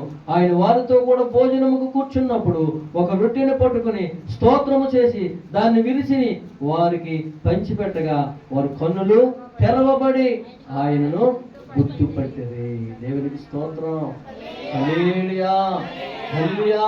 ప్రభువైన యేసుక్రీస్తు వారు తన శిష్యులు ఆ సువార్త ప్రకటిస్తున్న దినాల్లో ప్రతి గ్రామానికి వెళుతూ ఉన్నారు, ప్రతి పట్టణానికి వెళుతూ ఉన్నారు.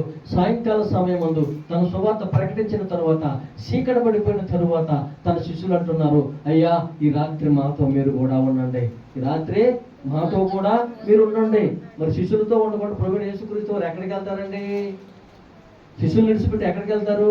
ఆయన ఏకాంతముగా సాయంకాల సమయం ముందు ప్రార్థన చేయడానికి ఆయన గెచ్చమైన తోటకు వెళ్తాడు, ఒలీవ కొండకు వెళ్తూ ఉంటాడు, అరణ్య ప్రాంతానికి వెళ్తూ ఉంటాడు, సముద్ర తీరానికి వెళ్తూ ఉంటాడు, ఒంటరి ప్రార్థన చేస్తాడు. అర్థమైందండి? శిష్యులతో ప్రార్థన చేయడాయన.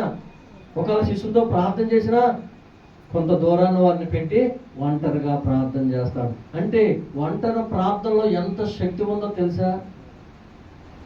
ఒంటరి ప్రార్థన ఎంతమంది చేస్తున్నారు? ఒంటరి ప్రార్థన ఎంత శక్తి ఉందో తెలుసా? దేవునికి స్తోత్రం. ఏకాంతమైన ప్రదేశాల్లో ఒంటరిగా వెళ్ళి ఏకాంతంగా ప్రార్థన చేస్తే దేవుడు నీతో మాట్లాడతాడు, దేవుడు దర్శిస్తాడు. ఏకాంతంగా విజయవాడ వెళ్ళిపోయి ఒంటరిగా ఆ కొండల ప్రాంతానికి వెళ్ళిపోయి, అర్థమైందండి? అవును కదా? వెళ్ళి ఏకాంతంగా ఒక పూటంతా గడిపి ప్రార్థన చేస్తే, విజయవాడ వెళ్ళాలి, ఎక్కడికి వెళ్ళకూడదా? ఈ చుట్టుపక్కల బోర్డు పామాయిల తోటలు ఉంటాయి, అవును కదండి? చాలా తోటలు ఉంటాయి. నిజంగా అది ఆశ కలిగి ఉండి వెళ్ళాలి. అర్థమైందా? మాస్టర్ గారు చేయమన్నారు కదా, నేను చేద్దామని మీరు వెళ్ళకండి. అపవాది గారు పట్టుకుంటాడు, ఒంటరికి వెళ్ళిన అపవాది పట్టుకుంటాడు, తెలుసా? అవును కదండి? దేవునికి స్తోత్రం. హల్లెలూయా. హల్లెలూయా. ఒంటరికి వెళ్ళి ఏకాంతంగా తండ్రి ప్రార్థన చేస్తూ ఉండేవా. ఏకాంత ప్రార్థన అంటారు. ఈ ప్రార్థన చాలా శక్తి గలది. ఆ ఏకాంత ప్రార్థన చేసేవారుగా ఉండాలి. అయితే ప్రభుని యేసుక్రీస్తు వారు ఆ రాత్రి తన శిష్యులతో ఉండి ఒక రొట్టె విరిచి వారు భోజన పంక్తిలో కూర్చున్నప్పుడు ఆ రొట్టె విరిచి ప్రార్థన చేసి వారికి ఇచ్చినప్పుడు అది తీసుకున్నప్పుడు వారి కళ్ళు తెరవబడ్డాయంట. దేవునికి స్తోత్రం. హల్లెలూయా, హల్లెలూయా. ప్రతి నెల కూడా ఆయన భోజన పంక్తిలో మనము కూడా కూర్చుంటున్నాం. అవునా కదండి? కూర్చుంటున్నామా? ఎంతమంది బలారాధన తీసుకుంటున్నారు? ఎంతమంది ఆయన శరీరం రక్తాన్ని తీసుకుంటున్నాం? మన కళ్ళు తెరవబడుతున్నాయా? మన కళ్ళు తెరవబడుతున్నాయా? ఒకసారి మనం గ్రహించిన వారుగా ఉండాలి. మన కళ్ళు తెరవబడము అంటే ప్రియమైన దేవుడురా, మన హృదయము మన అంతరంగము తెరవబడాలి. మనలో ఉన్న పాపము, మనలో ఉన్న ప్రతి మలినాన్ని, ప్రతి కలుషాన్ని తీసివేయాలి.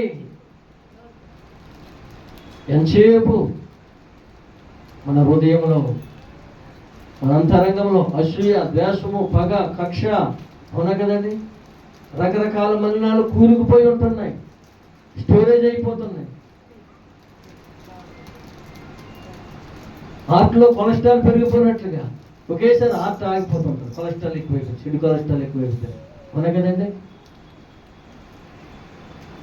అది డాక్టర్ దగ్గరికి వెళ్ళి శుభ్రంగా క్లీన్ చేసుకొని ప్రేమను దేవుళ్ళ మన హృదయంలో, మన అంతరంగంలో ఇంకా దేవునికి వ్యతిరేకంగా ఏమైనా ఉంటే వాటిని ఏం చేయాలి? మనం వాటిని తీసివేసేలాగా ఉండాలి. దేవునికి స్తోత్రం. హల్లెలూయా, హల్లెలూయా. మన కళ్ళు తెరవబడాలి. అక్కడ శిష్యులకి చూపు లేదా? కానీ ఎందుకు కళ్ళు తెరవబడ్డాయి అన్నాడు అక్కడ వచనం? చెప్పండి. ఎప్పుడైతే ఆయన శరీరాన్ని, రక్తాన్ని ఆ భోజన పంక్తిలో రొట్టెని విరిచి వారి చేతికి ఇచ్చాడో, అది ఎప్పుడైతే వారు తీసుకున్నారో వెంటనే వారి కళ్ళు తెరవబడ్డాయి. వారి కంటి మీద ఉన్న పొరలు తెరవబడ్డాయి.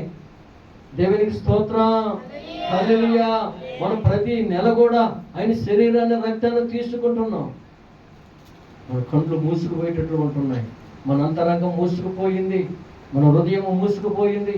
మన హృదయంలో అనేకమైన కల్మషాలు, అనేకమైన దోషాలు, పాపాలు, రకరకాలన్నీ కోరుకుపోయి ఉన్నాయి. కాబట్టి ప్రియమైన దేవుడా, ఇకనైనా మన కళ్ళు తెరవబడేటట్లు ఉండాలి. దేవునికి స్తోత్రం. హల్లెలూయా, హల్లెలూయా, హల్లెలూయా. కాబట్టి ఈ ఉదయకాల సమయం ముందు ప్రియమైన దేవుని సంగమా, నువ్వు ఏ విధంగా ఉంటున్నావు? నువ్వు ఏ విధంగా ప్రార్థన చేస్తూ ఉన్నావు? ఏ విధంగా విశ్వాసంతో ఉంటూ ఉన్నావు? దేవునికి స్తోత్రం. హల్లెలూయా, హల్లెలూయా, హల్లెలూయా, హల్లెలూయా. ప్రార్థనాపరుడు, దైవభక్తుడు, దేవునితో సహవాసం చేసేవాడు ఎదుటి వారికి ఇప్పుడు కూడా ఏళ్ళనిగానే కనబడతాడు. అర్థమైందా మీకు? ఎక్కువ ప్రార్థన చేసేవాళ్ళు వారు ఎదుటి వారికి ఏళ్ళనిగానే కనబడుతూ ఉంటారు. దేవునికి స్తోత్రం. హల్లెలూయా.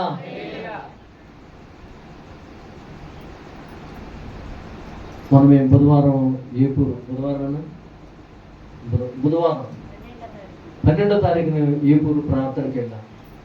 ఈ పాంప్లెట్లు ఇచ్చారు కదా, ఆదివారం పాస్టర్ గారు వచ్చి పాంప్లెట్లు ఇచ్చారా? ఏపూరు ప్రార్థనకి వెళ్ళాం. ఏపూరు గూడెంలో హై స్కూల్లో పెడితే అక్కడికి వెళ్ళాం, కూర్చున్నాం. సరిగ్గా 9:30కి వెళ్ళాం. అప్పుడే వాక్యం స్టార్ట్ అయ్యింది. కూర్చున్నాం. పాస్టర్లు అందరూ ఒక పక్కకు ఆహ్వానించారు. అర్థమైందా మీకు? పాస్టర్లో దగ్గర 15 మంది 20 మంది పాస్టర్లు వచ్చారు. ఒక పక్కన వారికి సపరేట్గా సిట్టింగ్ చేశారు, వారికి ప్రత్యేకంగా ఆహ్వానించారు. మేము వెళ్ళాం, మేము విశ్వాసంలో కూర్చున్నాం. అర్థమైందండి? వెళ్ళి విశ్వాసంలో ఎదురు కూర్చున్నాం. ఆ పాస్టర్ గారు కదా మనకి ఇక్కడికి వచ్చి పాంప్లెట్ ఇచ్చి ఆహ్వానించాడు, అవునా కదా? మరి పాస్టర్ గారికి ప్రత్యేకమైన స్థానాన్ని అక్కడ అందరికి ఇచ్చావు కదా, మమ్మల్ని కూడా పిలవాలిగా. నువ్వు వచ్చినాను కదా, మరి ఇక్కడికి వచ్చి నువ్వు ఆహ్వానించినప్పుడు, మీటింగ్కి రండి అని సంఘానికి నువ్వు పాంప్లెట్ ఇచ్చినప్పుడు నువ్వు కూడా ఆ పాస్టర్ దగ్గర నువ్వు కూడా ఆహ్వానించాలిగా. పాస్టర్ గారు వచ్చారని చూసాను మీటింగ్ అయిపోతుంది. మేమేమి దానివల్ల ఏమీ చిన్నతనం లేదు మాకు. ఎందుకంటే దేవునితో సహవాసం ఉందన్నమాట. దేవునికి స్తోత్రం. హల్లెలూయా. దేవుడు గింటి వేస్తే మేము బాధపడాలి. ఒక మానవుడు ఏంటి చిన్న చూపు చూసినప్పుడు మనం ఏం భయపడాల్సలా. దేవునికి స్తోత్రం. హల్లెలూయా. అలా కూర్చున్నాం పాటలు అయిపోయి వాక్యం మొదలవుతూ ఉంటుంది. ప్రియమైన నేను కూడా కొద్దిగా బాధపడ్డా. పనిగట్టుగానే ఆదివారం దేవుని సన్నిధికి ఉదయం వచ్చాడు, పాంప్లెట్లు ఇచ్చాడు. మాస్టర్లందరూ అలా కూర్చున్నారు. అసలు మనల్ని వచ్చి అయ్యా వందనాలు లేదు, పేరు పెట్టి పిలవలేదు, వచ్చి కూర్చోడం లేదు అని మనకు కొద్దిగా బాధాకరం ఉండదా? అవునా కదండి. సత్యనారాయణ గారి షాప్లోకి వెళ్ళాము అనుకోండి, వెళ్ళి కూర్చున్న తర్వాత ఏం మాట్లాడకూడదు, మనకు ఎలా ఉంటుంది కొద్దిగా బాధ. మనం ఎంటర్ అవగానే రండి అంటే మనకి ఎంత సంతోషం. ఒక వ్యక్తిని మనం ఆహ్వానించడం ఎంత సంతోషమో తెలుసా. ఒకరు వందనాలు చెప్పారు అనుకోండి, తిరిగి మనం వందనాలు చెప్పకపోతే ఏ విధంగా ఉంటుంది? చాలా బాధాకరంగా ఉంటుంది. అలాగే మేము ఎదురు కూర్చున్నాం, వాక్యం జరుగుతూ ఉంటుంది, సేవకుడు వాక్యం చెబుతూ ఉంటున్నాడు. ప్రతి ఒక్కరిని పిలుస్తూ ఉన్నాడు, ప్రవచనాలు చెప్తూ ఉన్నాడు. సరే ఓకే. ఇంకా అంటే దాస్ గారు కాదు, ఇంకొక ఆయన వాక్యం చెబుతూ ఉన్నాడు. వాక్యం ధీటుగా వెళ్తుంది, బాగా చెబుతూ ఉన్నాడు. దేవునికి స్తోత్రం. హల్లెలూయా. అయితే మాకు లోన చిన్న బాధ ఉండిపోయింది. ఎంత చలికాలంలో వచ్చాము, మీటింగ్లో కూర్చున్నాము, మరి ఆయన అసలు వచ్చి అమ్మా వందనాలు లేదు, రెండు కూర్చున్నాను లేదు అని ఆలోచన అలాగా వాక్యం వింటూనే ఉన్నాం. దేవునికి స్తోత్రం. హల్లెలూయా. అయితే లాస్ట్ క్లైమాక్స్లో వాక్యం బాగానే నడిపించుకుంటుందని అలా వింటూ ఉన్నాం. ఇంకా 11 అయిపోతుంది, 11:30 అయిపోతుంది, వెళ్ళిపోదాం అనే ఆలోచనకు వస్తూ ఉన్నాం. నాకు ఒక ఆలోచన వచ్చింది. ఆ పాస్టర్ గారు ఏంటి 2-3 కేకేసి మీ కుటుంబాలు బాగుంటాయి, మీరు దీవించబడతారని ఏదో చెప్తూ ఉన్నాడు, వింటూ ఉన్నాం. నేను ఆలోచన ఏంటి తెలుసా, మేము ఎంత ప్రార్థన చేస్తున్నాం, దేవుడు ఆయన ప్రవచనం చెప్పే సేవకుడైతే దేవుడు దర్శిస్తే మమ్మల్ని కూడా పిలవాలగా. 365 రోజులు ఏకరీతిగా ప్రార్థన చేస్తున్నాం, 10 సంవత్సరాల నుంచి ఉదయం సాయంత్రం ప్రార్థన చేస్తున్నాం అని మనసులోకి వస్తుంది. వెళ్ళిపోదాం అనుకుంటున్నాం.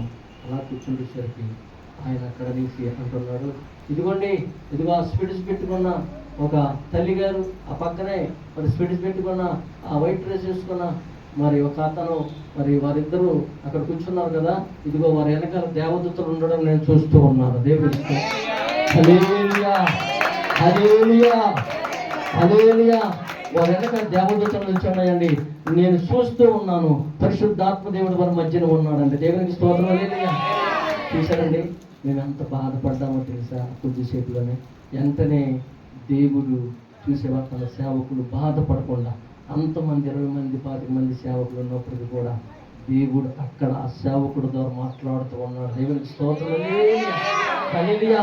ఇదిగోండి ఇక్కడున్న ఈ జనాంగంలో ఇదిగో ఆ తల్లి గారు, ఇదిగో ఆ తల్లి గారు పక్కన దేవదూతలు చూస్తున్నాను నేను. వారి వెనకాల దేవదూతలు కాపలా ఉన్నాయి వారికి. దేవునికి స్తోత్రం. అమ్మ మీ ఇద్దరు కూడా ఇక్కడికి రండి అంటే అప్పుడు ఆయన అంటున్నాడు, అయ్యా వారు కూడా సేవ చేస్తారు అని. అప్పుడు నోట్లోంచి మాట్లాడాడు, వారు కూడా సేవ చేస్తారు. అమ్మా మీ సేవ విస్తరించబడుతూ ఉంటుంది, మీ సంఘం దీవించబడుతూ ఉంటుంది. ఇదిగో మీరు నాకు సేవకులని తెలియదు, దేవుడు బయలుపరుస్తున్నారు. మీరు 24 గంటల ప్రార్థన చేస్తారు, మీరు ప్రార్థన పరులై ఉన్నారు. మీరు ఎక్కడికి వెళ్ళినా సరే దేవుని ఆశీర్వాదం మీ కూడా ఉందమ్మా. ఇదిగో ఇంకొక 4 నెలల్లో దేవుడు మిమ్మల్ని ఆశ్చర్యంగా లేవనెత్తబోతూ ఉన్నాడు. మీ సంఘములో ఉన్న ప్రతి కుటుంబం కూడా దీవించబడుతూ ఉంటుంది. మీరు చేసిన ప్రార్థన ఈ భూలోకం మీద ఎవరు కూడా చేయలేని స్థితిలో ఉంటున్నారు. అంత మీరు గొప్పగా ప్రార్థన చేస్తున్నారు. మీరు కొన్ని కార్యాల వరకు ప్రార్థన చేస్తున్నారు. ఆ కార్యాలను దేవుడు నెరవేర్చబోతూ ఉన్నాడని ఎలుగెత్తి ప్రవచనంతో మాట్లాడుతుంటే అక్కడ ఉన్న వారందరూ కూడా తలలో దించుకున్నారు. ప్రియమైన దేవుని సంఘం, అక్కడ ఉన్న వారందరూ కూడా తలలో దించుకున్నారు. దేవునికి స్తోత్రం. హల్లెలూయా. మీరు ఒక కార్యము కొరకు ప్రార్థన చేస్తున్నారు. ఆ కార్యము అతి త్వరలో జరగబోతూ ఉంటుంది. నిజంగా దేవుడు పరిశుద్ధాత్మ దేవుడు తన మీద ఉన్నారండి. ఎందుకంటే మేము ప్రార్థన చేసిన ప్రతి అంశం ఆయన బయలుపరుస్తూ ఉన్నాడు. దేవునికి స్తోత్రం. హల్లెలూయా. మేము చేసిన ప్రతి ప్రార్థన ఏ అంశం కొరకు చేస్తున్నామో ఆ అంశాన్ని ఆయన బయలుపరుస్తూ ఉన్నాడు. అప్పుడు అనుకున్న దేవా మమ్మల్ని సిగ్గుపడనివ్వకుండా, అవమానపరచకుండా నువ్వు ఈ మీటింగ్లో మమ్మల్ని లేవనెత్తావు తండ్రి. దేవునికి స్తోత్రం. హల్లెలూయా, హల్లెలూయా. అది చాలండి, అది చాలండి ప్రియమ. ఆయన ఎవరో మనకు తెలియదు, మనం ఎవరో ఆయనకు తెలియదు. కానీ దేవుడు తన ద్వారా నిజంగా ప్రవచనం ఎత్తి మరీ మాట్లాడాడు.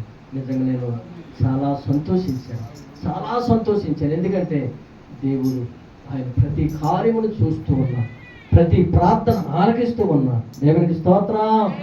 అందరూ మేము నడిచి వెళ్తూ ఉంటా స్టేజ్ ఇక్కడికి, అందరూ మమ్మల్ని చూసి తలలో దించుకున్నా.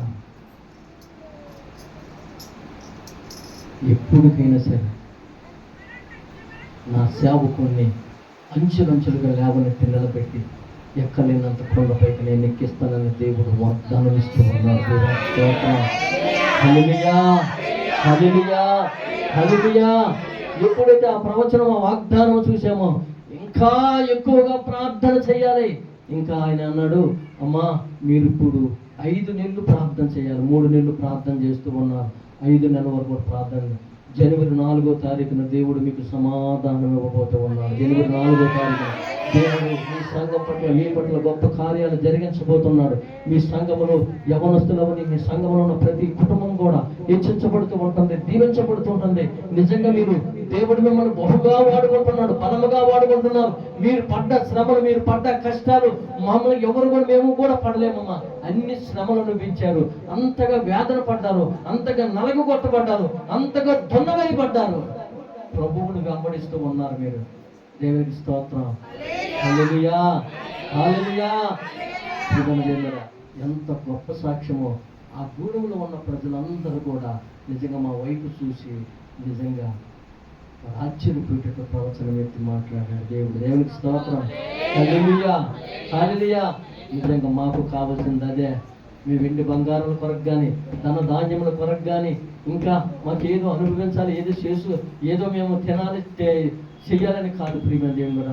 ఈ సంఘమును విస్తరింప చేయాలి. ఈ తిమ్మనీడి గ్రామంలో ప్రత్యేకింపబడిన సంఘముగా తీర్చిదిద్దబడాలి. అనేక కుటుంబాలు పరుగున దేవుని సన్నిధికి రావాలి. అనేక మంది కార్యాలు చూడాలి. మీ ద్వారా అనేక మంది రక్షించబడాలని పరిశుద్ధాత్మ దేవుని మేము అడుగుతూ ఉన్నాం. దేవునికి స్తోత్రం. హల్లెలూయా, హల్లెలూయా. కాబట్టి నిజంగా దేవుడు నమ్మదగినవాడు. ఎవరైతే విశ్వాసం కలిగి, నమ్మకం కలిగి, భయం కలిగి, భక్తి కలిగి ఉంటారో అది దేవుడు విడిచిపెట్టే దేవుడు కాదు ప్రియమైన దేవుడు. కాబట్టి మనం చేసే భక్తి, మనం చేసే ప్రార్థన ఏ విధంగా ఉందో అది మనకు తెలుసు. కాబట్టి మనము ఆ విధంగా దేవుని సన్నిధిలో బలముగా వాడబడాలని దేవుడిచ్చిన కొద్దిపాటి వాక్యము దేవుడు దీవించును గాక. ఆమేన్, ఆమేన్.